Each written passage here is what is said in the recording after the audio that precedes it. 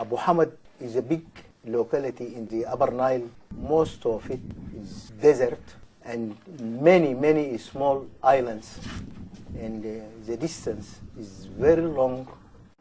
Our job first was finding people with microflaria. Now our task is to go within the communities to encourage them to take the drug. We have to think of how we can give all the people in Abu Hamad locality this drug without refusals or absentees to complete our cycle towards elimination. In the past, the awareness of the people about the disease is very weak, and we need to go and to talk, and no performance. Now, I think people, they understand onco, they understand drug, and we can move easily. You know, these women, they have children, I'm sure. They have even husbands, and yet they have to leave their goats, their camels, their husbands and children to walk 10 miles in this sun. So we need to clap for them. These are. I'm asking this. Do you buy the medicine? No. Do you go for it from Khartoum? Do you go for it in Abu Hamad, from Abu Hamad? No. Okay. At first they thought they are the ones doing it. They are responsible for everything.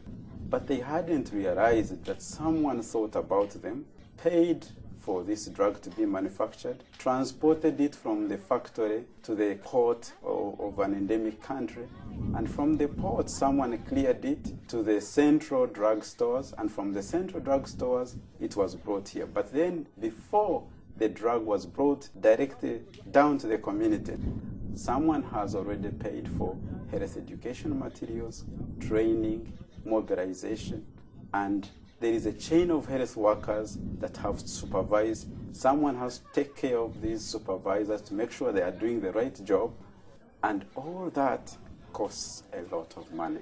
So when they realize that these things are happening, you could see a smile come back to them. Well, in Abu Hamad here, the activities are going well because people in the United States of America, in African countries, are looking towards Abu Hamad, towards the big challenge, the elimination in Africa. We were controlling by distributing once a year. If you distribute twice per year, you will eliminate the disease. That is because the parasite uterus will be paralyzed for 6 months. So we give double dose twice per year. We called the influential people from the other villages, and they came in, and then they got convinced, and then they were the one to take the drug in front of people. And even we had to have a drug in front of the community.